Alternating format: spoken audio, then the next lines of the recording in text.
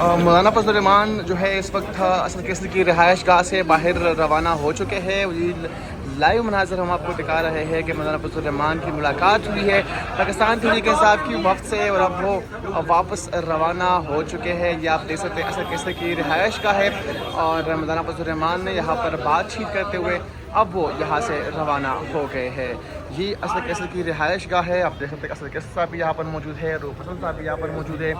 اس کے علاوہ دیگر جو بیرسٹر گوہر صاحب ہے وہ بھی یہاں پر موجود ہے اور ملاقات ہوئی ہے. ملاقات کے اندر کیا کچھ ہوا ہے اور تمام تفصیلات جو ہے وہ آپ تک شیئر کرتے رہیں گے. یہ جو ہے دیکھیے میں اس وقت اصل کیسر کی رہائش گاہ پر موجود ہوں. اب سے کچھ ہی دیر قبل یہاں پر بڑی ملاقات ہوئی. مولانا فضل الرحمان وفد حملہ یہاں پر آئے تھے. پاکستان تحریک انصاف کے رہنما بھی یہاں پر موجود تھے اور بڑی خبر یہ ہے کہ جو آئینی ترمیمی مسودہ ہے اس کو پاکستان تحریک انصاف اور جمعیت علماء اسلام نے مسترد کر دیا ہے. مولانا فضل الرحمان نے ملاقات کے بعد جاتے جاتے بڑی خبر دی ہے کہ آئینی ترمیم کے مسودے کو جمعیت علماء اسلام نے اور پاکستان تحریک انصاف نے مسترد کر دیا ہے. یعنی اب تک کی سب سے بڑی خبر ہے جو کہ اس ملاقات میں سامنے آئی ہے. اور ملاقات میں عمر ایوب موجود تھے, اس کے علاوہ بیرسٹر گوہر علی خان موجود تھے, اس کے علاوہ پاکستان تحریک انصاف کے ترجمان رؤوف حسن موجود تھے, جبکہ مولانا فضل الرحمان کے ہمراہ مفتی ابرار اور دیگر جو ہے وہ آئے تھے. تقریباً 1 گھنٹے سے زائد کی یہ ملاقات یہاں پر رہی. بظاہر طور پر تو مولانا فضل الرحمان کے اعزاز میں ظہرانہ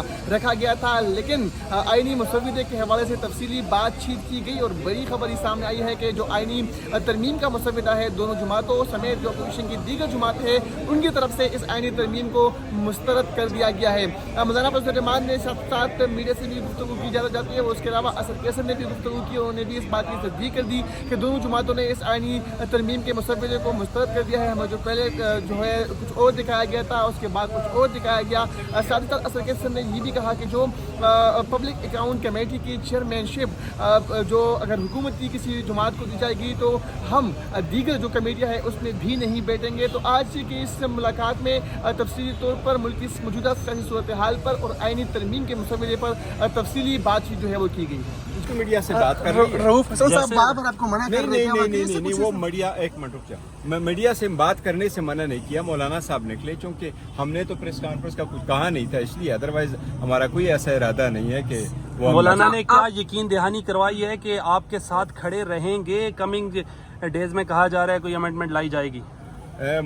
انشاءاللہ تعالی ہم اکٹھے ہوں گے. دیکھو ہم قوم اور ملک کے لیے سوچ رہے ہیں اور یہ آئین میں ترمیم کرنا بہت امپورٹنٹ ایشو ہے. ہم انشاءاللہ تعالی اکٹھے مولانا صاحب آج خود یہاں پر چل کے آئے ہیں, بہت بڑی ملاقات ہوئی ہے, تو آپ سمجھتے ہیں کہ آنے کی دعوت ہے, لوگ ایک دوسرے کی طرف جاتے رہتے ہیں. مولانا صاحب ہمارے عمران خان صاحب کا کوئی خاص پیغام ہے مولانا فضل الرحمان صاحب کے لیے؟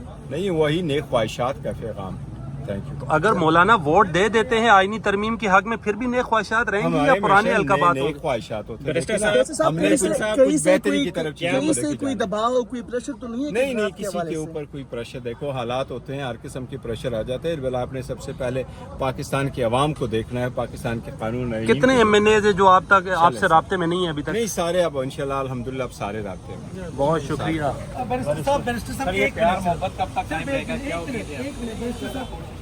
بھی ہے, کانٹریکٹ بھی ہے, اور میں جو بھی کچھ کر رہا ہوں پارٹی کی لیڈرشپ یعنی عمران خان اور تمام لیڈرشپ کے مشاورے سے کر رہا ہوں.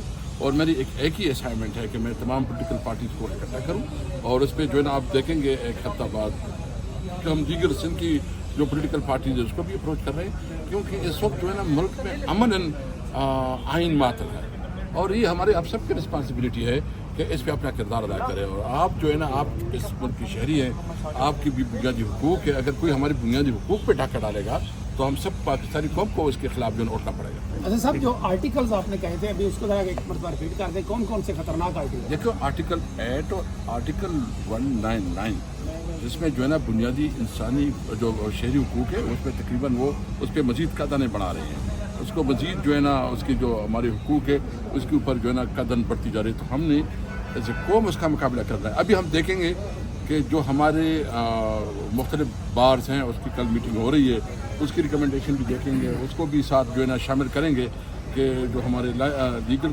پیٹرنیٹی ہے اور جو ایسوسیشنز ہیں اس کے ساتھ مشورے سے ہم آگے بڑھیں گے. اسد صاحب, کچھ حلقوں کی طرف سے ایمرجنسی لگانے کی باتیں بھی ہو رہی ہیں, دھمکیاں بھی ایسی لگائی جا رہی ہیں, اس کے اوپر بھی کوئی ڈسکشن ہوئی ہے اپوزیشن جماعتوں کی کہ اگر ایسی کوئی صورتحال پیدا ہوتی ہے تو کیا لائے عمل ہوگا؟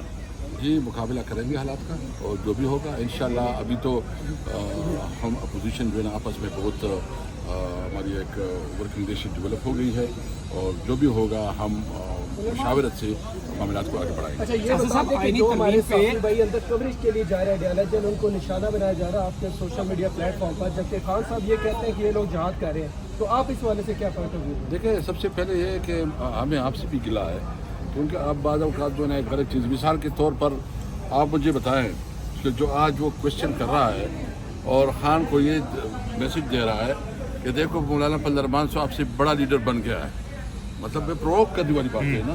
और फिर ये भी कहता है कि आपकी सोशल मीडिया उसको कर रहा है। तो कोशिश भाई आप अपनी सहाफ़त के साथ इंसाफ करें, हम आपके साथ हैं, हमारे भाई हैं, हमारे बच्चे हैं। आप हम सच समझते हैं कि मुल्क जो है ना, हम मुश्तरका तौर पर इस क्राइसिस से निकालें, मुल्क में अमन आए, मुल्क में जो है ना जो इस वक्त माशी बदहाली है, इससे निकले मुल्क, और तब निकलेगा जब मुल्क में आइन और कानून को हुक्म अच्छा, कैसे साहब, चूँकि आप मेज़बान हैं, आपके घर में कैमरा ये सब चीज़ आई हैं, सिर्फ 1 मिनट की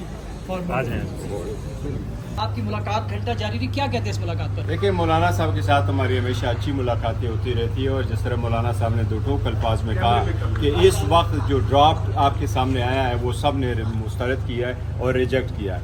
फ्लोर ऑफ द हाउस पे ख्वाजा आसिफ साहब ने कहा था कि यही ड्राफ्ट है जिसके कुछ मंदरजात आए हैं। फिर भुट्टो साहब बिलावल ने कहा है कि ये वो ड्राफ्ट नहीं है, ये कोई और ड्राफ्ट है। इसलिए जो भी ड्राफ्ट इस वक्त सर्कुलेशन में है वो दोनों पार्टी ने रिजेक्ट कर लिया है। इसके अलावा कोई और ड्राफ्ट आ जाता है फिर इंशाल्लाह ताला उस पर बात करेंगे।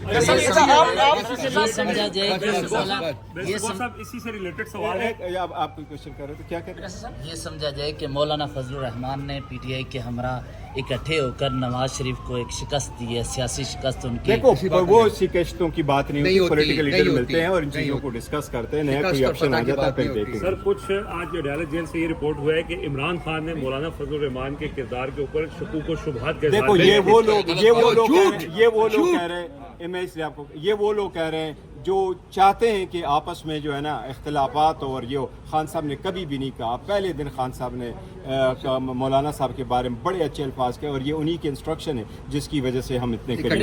आप समझते हैं कि आज की मुलाकात कामयाब रही है? पूरी अपोजिशन मिलकर फैसला करेगी जो भी करेगी। हम और मौलाना साहब इंशाल्लाह ताला इकट्ठा करेंगे। क्या करेंगे आपके पास?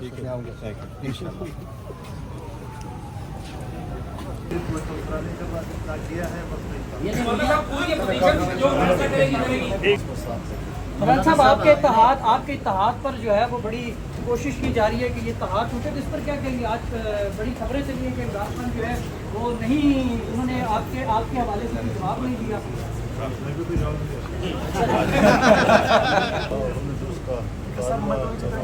उसको मुताला किया है, तो उसके मुताला करने से हमें किसी तरीके से थोड़ा सा नीचे किसी लिहाज से आपके किरदार की बात हो रही है, पूरे पाकिस्तान में डिस्कशन हो रही है, तो आप क्या समझते हैं आइंदा भी ऐसा ही रहेगा किरदार?